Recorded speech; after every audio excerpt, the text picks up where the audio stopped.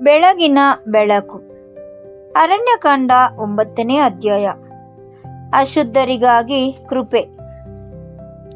ಇಂದು ನಾವು ಅರಣ್ಯಕಾಂಡ 9ನೇ ಅಧ್ಯಾಯದೊಳಗೆ ಹೆಜ್ಜೆ ಇಡುತ್ತಿದ್ದೇವೆ ಮತ್ತು ನಾವು ಗಮನಿಸುವ ಮೊದಲು ಸಂಗತಿ ಏನೆಂದರೆ, ಈ ಅಧ್ಯಾಯವು ನಮ್ಮನ್ನು ಕಾಲದ ಹಿಂದೆ ಕರೆದೊಯ್ಯುತ್ತದೆ. ಇದರ ಆರಂಭದ ವಾಕ್ಯವು ನಮಗೆ ತಿಳಿಸುವುದೇನೆಂದರೆ, ಈ ವೃತ್ತಾಂತವು ಇಸ್ರಾಯೇಲ್ಯರು ಐಗುಪ್ತದಿಂದ ಹೊರಟ 2ನೇ ವರ್ಷದ 1ನೇ ತಿಂಗಳಿನದ್ದಾಗಿದೆ.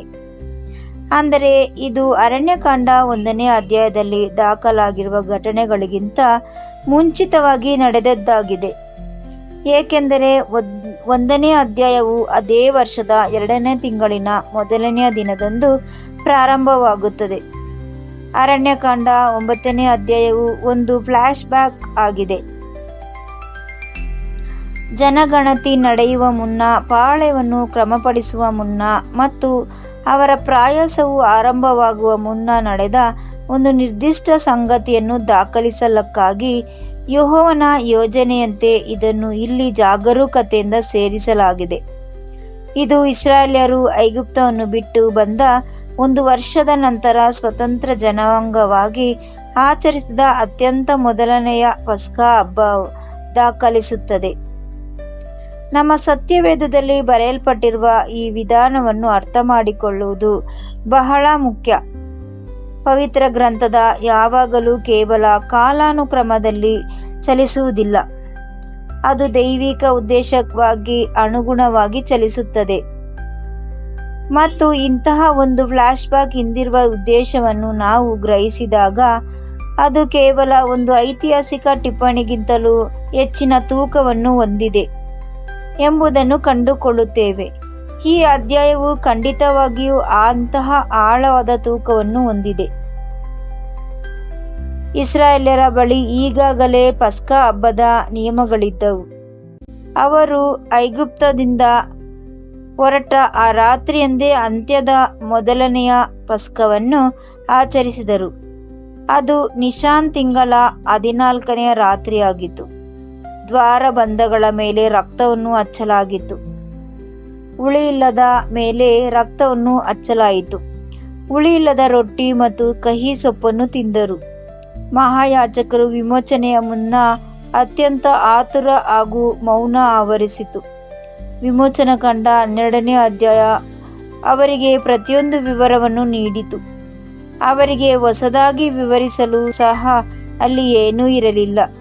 ಆದರೂ ಇಲ್ಲಿ ಅರಣ್ಯಕಾಂಡ 9ರಲ್ಲಿ ಯೆಹೋವನು ಮೋಶೆಯೊಂದಿಗೆ ಮತ್ತೆ ಮಾತನಾಡಿ ಇಸ್ರಾಯೇಲ್ಯರು ಪಸ್ಕವನ್ನು ಅದಕ್ಕೆ ನೇಮಕವಾದ ಕಾಲದಲ್ಲೇ ಆಚರಿಸಬೇಕೆಂದು ಆಜ್ಞಾಪಿಸುತ್ತಾನೆ.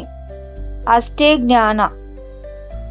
ಈಗಾಗಲೇ ತಿಳಿದಿರುವುದು ಮತ್ತೊಮ್ಮೆ ನೀಡಲ್ಪಟ್ಟಿದೆ.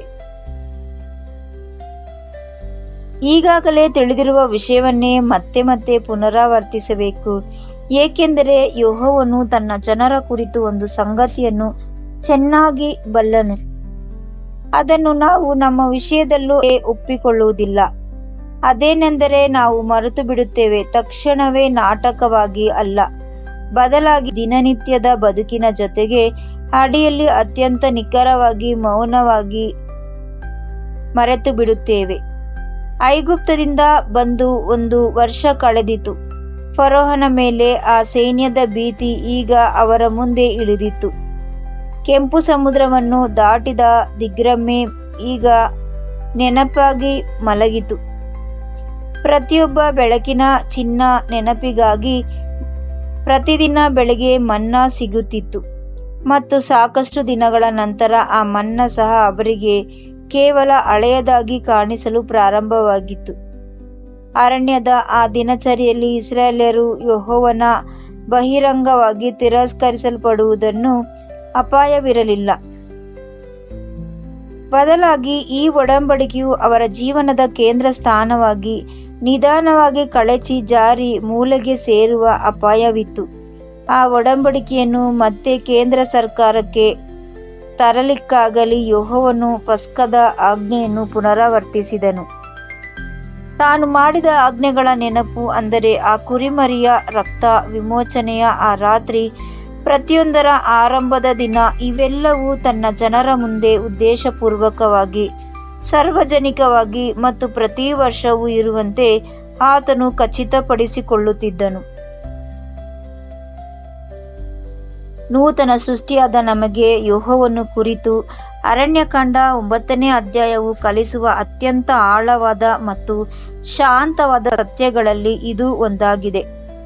ಆತನು ನೆನಪಿಸುವ ದೇವರಾಗಿದ್ದಾನೆ.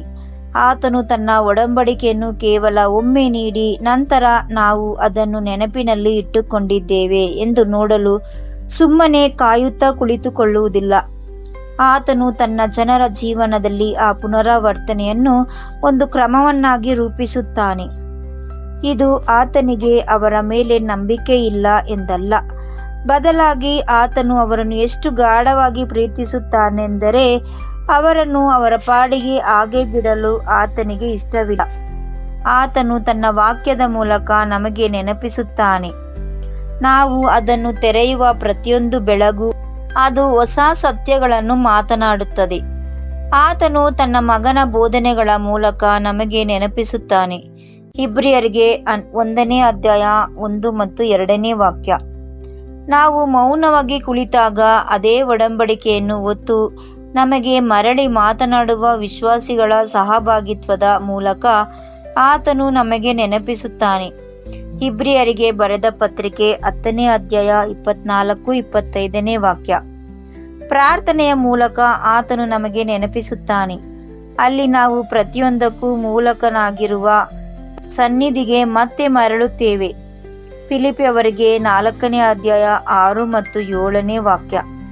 ಮುರಿದ ರೊಟ್ಟಿ ಮತ್ತು ಪಾತ್ರೆಯ ಆ ಸ್ಮರಣೆಯ ಮೂಲಕ ಆತನು ನಮಗೆ ನೆನಪಿಸುತ್ತಾನೆ. ಅಲ್ಲಿ ನಾವು ಪ್ರಭುವಿನ ಮರಣವನ್ನು ಸಾರುತ್ತೇವೆ. 1 ಕೊರಿಂಥದವರಿಗೆ 11ನೇ ಅಧ್ಯಾಯ 24 ಮತ್ತು 25ನೇ ವಾಕ್ಯ. ತಿದ್ದುಪಡಿ, ಶಿಸ್ತು ಮತ್ತು ಸುವಾರ್ತೆಯ ಸಾರುವಿಕೆಯ ಮೂಲಕ ಆತನು ನಮಗೆ ನೆನಪಿಸುತ್ತಾನೆ. ಇವು ನಮ್ಮ ಆತ್ಮಿಕ ಜೀವನಕ್ಕೆ ಬರುವ ಅಡ್ಡಿಗಳಲ್ಲ, ಬದಲಾಗಿ ಯೆಹೋವನು ನಾವು ದಾರಿ ತಪ್ಪಿ ಹೋಗದಂತೆ ನಡೆಯುವ ದೈವಿಕ ಸಾಧನಗಳಾಗಿವೆ. ಪ್ರತಿಯೊಂದು ನೆನಪಿಸುವಿಕೆ ಆತನ ಪ್ರೀತಿಯು ಕ್ರಿಯೆಯಾಗಿದೆ. ಅರಣ್ಯಕಾಂಡ 9ನೇ ಅಧ್ಯಾಯವು ಕೇವಲ ಪಸ್ಕವನ್ನು ಆಚರಿಸಬೇಕೆಂದು ಯೆಹೋವನ ಆಜ್ಞೆ ಮಾತ್ರ ದಾಖಲಿಸುವುದಿಲ್ಲ. ಆ ಆಚರಣೆಯ ಮಧ್ಯೆ ಸಂಭವಿಸಿದ ಒಂದು ವಿಶೇಷ ಪರಿಸ್ಥಿತಿಯನ್ನು ಅದು ದಾಖಲಿಸುತ್ತದೆ. ಅಲ್ಲಿಯವರೆಗೆ ಯಾವುದೇ ನಿಯಮವಿಲ್ಲದ ಒಂದು ಪರಿಸ್ಥಿತಿಯನ್ನು ಮೋಶೆಯ ಮುಂದೆ ಪ್ರಾಮಾಣಿಕವಾಗಿ ತರಲಾಯಿತು ಮತ್ತು ಯೆಹೋವನು ಅದಕ್ಕೆ ಮುಂಚೆ ಎಂದು ಪ್ರಕಟಿಸದ ಒಂದು ಕೃಪೆಯ ಮಾರ್ಗವನ್ನು ಉತ್ತರಿಸಿದನು.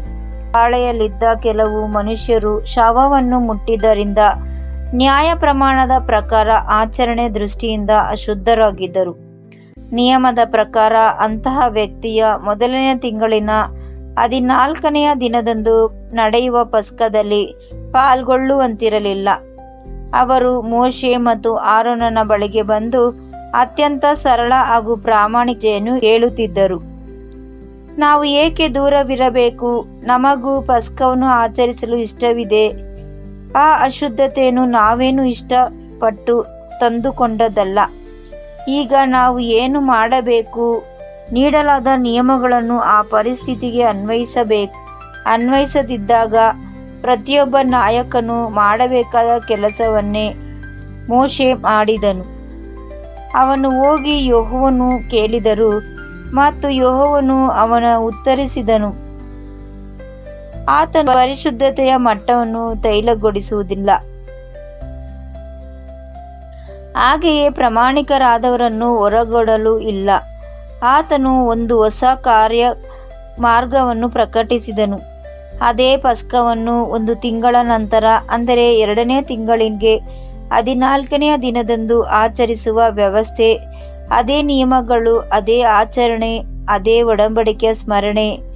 ಅದರ ಅಶುದ್ಧತೆ ಕಾರಣದಿಂದಾಗಿ ನೇಮಿತ ಕಾಲದಲ್ಲಿ ಆಚರಿಸಲು ನಿಜವಾಗಿಯೂ ಆಸಕ್ತರಾದವರಿಗೆ ಅದನ್ನು ಮುಂದೂಡಲಾಯಿತು. ಸತ್ಯದ ಮಟ್ಟ ಬದಲಾಗಿ, ಅಂದರೆ ಮೂಲ ನಿಯಮದಲ್ಲಿ ಅಡಕವಾಗಿರುವ ಪರಿಸ್ಥಿತಿಯನ್ನು ಒಳಗೊಳ್ಳಲು ದೇವರ ಕೃಪೆ ವಿತರಿಸಲ್ಪಟ್ಟಿತು. ಯೆಹೋವನ ಪ್ರಕಟಣೆಗಳು ಹೀಗೆ ಕೆಲಸ ಮಾಡುತ್ತವೆ ಎಂಬುದರ ಕುರಿತು ನಮಗೆ ಇಲ್ಲಿ ಎಲ್ಲ ಸತ್ಯಗಳನ್ನು ಒಟ್ಟಿಗೆ ಒಂದೇ ಸಾರಿ ನೀಡುವುದಿಲ್ಲ. ವಿಮೋಚನಕಾಂಡ 12ನೇ ಅಧ್ಯಾಯ. ಪಸ್ಕವನ್ನು ಈ ವಿಮೋಚನೆಯ ಸಂದರ್ಭದಲ್ಲಿ ರಾತ್ರಿಯಲ್ಲಿ ನೀಡಬೇಕಾಗಿತ್ತು. ಅದು ತುರ್ತಾದ, ತಕ್ಷಣದ ಮತ್ತು ಬೆರಳುಗೊಳಗಿನ ಸಂಗತಿಯಾಗಿತ್ತು. ಅದನ್ನು 9 ತಿಂಗಳ ಅವರಿಗೆ ಪಸ್ಕವನ್ನು ದಿನನಿತ್ಯದ ಜೀವನದ ಸಂದರ್ಭದಲ್ಲಿ ನೀಡುತ್ತದೆ. ಅಂದರೆ ದಿನಚರಿ ತೊಡಕುಗಳು ಮತ್ತು ಮನುಷ್ಯರು ಅಶುದ್ಧರಾಗುವ ಹಾಗೂ ಪ್ರಯಾಣಗಳು ಜನರನ್ನು ಮನೆಯಿಂದ ಹೊರ ಕೊಂಡೊಯ್ಯುವ ವಾಸ್ತವದ ಮಧ್ಯೆ ನೀಡುತ್ತದೆ. ಅರಣ್ಯಕಾಂಡ 9ನೇ ಅಧ್ಯಾಯ ಅವರಿಗೆ ಪಸ್ಕವನ್ನು ದಿನನಿತ್ಯ ಜೀವನದ ಸಂದರ್ಭದಲ್ಲಿ ನೀಡುತ್ತದೆ. ಅಂದರೆ ದಿನಚರಿ ತೊಡಕುಗಳು ಮತ್ತು ಮನುಷ್ಯರು ಅಶುದ್ಧರಾಗಲು ಹಾಗೂ ಪ್ರಯಾಣಗಳು ಜನರನ್ನು ಮನೆಯಿಂದ ಹೊರಕೊಂಡೊಯ್ಯುವ ವಾಸ್ತವದ ಮಧ್ಯೆ ನೀಡುತ್ತದೆ. ದೇವರು ಅದಕ್ಕೊಂದು ಕೃಪೆಯ ಮಾರ್ಗವನ್ನು ಪ್ರಕಟಿಸುವ ಮುನ್ನ ಬದುಕಿನ ನೈಜ ಪರಿಸ್ಥಿತಿಯೊಂದು ಎದುರಾಗುವವರೆಗೂ ಕಾಯ್ದನು. ಆತನು ತನ್ನ ಜನರೊಂದಿಗೆ ಯಾವಾಗಲೂ ಹೀಗೆಯೇ ಕೆಲಸ ಮಾಡಿದ್ದಾನೆ. ನಾವು ಆತನೊಂದಿಗೆ ನಡೆಯುತ್ತಿರುವ ನಮ್ಮ ಬಳಿ ಈಗಾಗಲೇ ಇರುವ ನಿಯಮಗಳನ್ನು ಪೂರ್ಣವಾಗಿ ನೆಲೆಗೊಳ್ಳದ ಪರಿಸ್ಥಿತಿಯಲ್ಲಿ ಎದುರಾಗಬಹುದು ಮತ್ತು ನಾವು ಆ ಪರಿಸ್ಥಿತಿಯನ್ನು ಆತನ ಮುಂದೆ ಪ್ರಾಮಾಣಿಕವಾಗಿ ತಂದಾಗ ಆತನು ನಮ್ಮನ್ನು ಅಲ್ಲಿಯವರೆಗೂ ಕಾಣದಿದ್ದ ಒಂದು ಹೊಸ ಒಡಂಬಡಿಕೆಯನ್ನು ಇನ್ನೂ ಆಳವಾದ ಪದರಗಳನ್ನು ತೆರೆಯುತ್ತಾನೆ. ಪೌಲ ಮತ್ತು ಪೇತ್ರನು ಇದನ್ನು ನಮ್ಮ ಪ್ರಭುವಾದ ಕ್ರಿಸ್ತನ ಹೆಸರಿನಲ್ಲಿ ಮತ್ತು ಜ್ಞಾನವನ್ನು ಬೆಳೆಸುವುದು ವಿವರಿಸುವುದು. 2 ಪೇತ್ರದವರಿಗೆ 3ನೇ ಅಧ್ಯಾಯ 18ನೇ ವಾಕ್ಯ. ಇದು ನಮ್ಮ ಗ್ರಹಿಸುವುದು ಎಲ್ಲವೂ ಅಲ್ಲ, ಗ್ರಹಿಸಲು ಇನ್ನೂ ಬಹಳಷ್ಟಿದೆ. ನಾವು ಪ್ರಭುರಾಗಿದ್ದೇವಂತೆ ನಾವು ಆತನನ್ನು ವಿಮರ್ಶಿಸುತ್ತೇವೆ. ನಮ್ಮ ಪ್ರಾಮಾಣಿಕ ಪ್ರಶ್ನೆಗಳು ದೇವರ ಮುಂದೆ ತರುತ್ತಿದ್ದಂತೆ ನಮ್ಮ ಐಶ್ವರ್ಯದ ಸಮೃದ್ಧಿ ಆತನು ತೆರೆಯುತ್ತಲೇ ಇರುತ್ತಾನೆ. ಪ್ರಾರ್ಥನೆ. ನಿನ್ನ ವಾಕ್ಯವು ನನ್ನ ಪಾದಗಳಿಗೆ ದೀಪವು, ನನ್ನ ಹಾದಿಗೆ ಬೆಳಕು ಆಗಿದೆ. ಕೀರ್ತನೆಗಳು 119ನೇ ಅಧ್ಯಾಯ 105. ಓ ದೇವರೇ, ನಮ್ಮ ದೇವರೇ, ನೀನು ನೆನಪಿಸುವ ದೇವರಾಗಿದ್ದಿ ಎಂಬುದಕ್ಕಾಗಿ ನಿನಗೆ ವಂದಿಸುತ್ತೇವೆ. ಇಡೀ ಜೀವಮಾನಕ್ಕೆ ಸಾಕಾಗುವಂತೆ ಇಸ್ರಾಯೇಲ್ಯನು ಕೇವಲ ಒಂದು ರಾತ್ರಿಯ ನೆನಪಿನೊಂದಿಗೆ ನೀನು ಬಿಟ್ಟು ಬಿಡಲಿಲ್ಲ. ನೀನು ಆ ಸ್ಮರಣೆಯನ್ನು ಅವರ ಕ್ಯಾಲೆಂಡರ್ನಲ್ಲಿ ನಿರ್ಮಿಸಿದ್ದಿ. ಹಾಗೆಯೇ ನಮ್ಮ ಒಡಂಬಡಿಕೆಯ ಸ್ಮರಣೆಯನ್ನು ನಮ್ಮ ಬದುಕಿನಲ್ಲೂ ನಮ್ಮ ಸಹಭಾಗಿತ್ವದಲ್ಲೂ ಆ ರೊಟ್ಟಿ ಮತ್ತು ಪಾತ್ರೆಯಲ್ಲೂ ನಿರ್ಮಿಸಿದ್ದಿ. ಮತ್ತು ನೀನು ನಮ್ಮನ್ನು ಸಹ ಒಬ್ಬಂಟಿಗರಾಗಿ ಬಿಟ್ಟಿಲ್ಲ. ನಮ್ಮ ದ್ರೋಹದಿಂದಲಾದರೂ ಕೇವಲ ದಿನಚರಿಯ ಒತ್ತಡದಿಂದ ದಾರಿ ತಪ್ಪಿ ಹೋದ ಸಮಯಗಳಿಗಾಗಿ ನಮ್ಮನ್ನು ಕ್ಷಮಿಸು. ನೀನು ಮಾಡಿರುವ ಕಾರ್ಯಗಳಿಗೆ ನಮ್ಮನ್ನು ಎಚ್ಚರಿಸು. ಕ್ರಿಸ್ತನನ್ನು ನಮ್ಮ ಕೇಂದ್ರ ಸ್ಥಾನದಲ್ಲಿ ಇರಿಸು. ಮತ್ತು ನಾವು ಅಶುದ್ಧರಾದಾಗ ಅಥವಾ ನಾವು ಇರಬೇಕಾದ ಸ್ಥಳದಿಂದ ದೂರವಿದ್ದೇವೆ ಎಂದು ನಿಮಗೆ ಅರಿವಾದಾಗ ನಾವು ದೂರ ಓಡಿ ಹೋಗಬೇಕೆಂದು ಕೃಪೆ ಮಾಡು.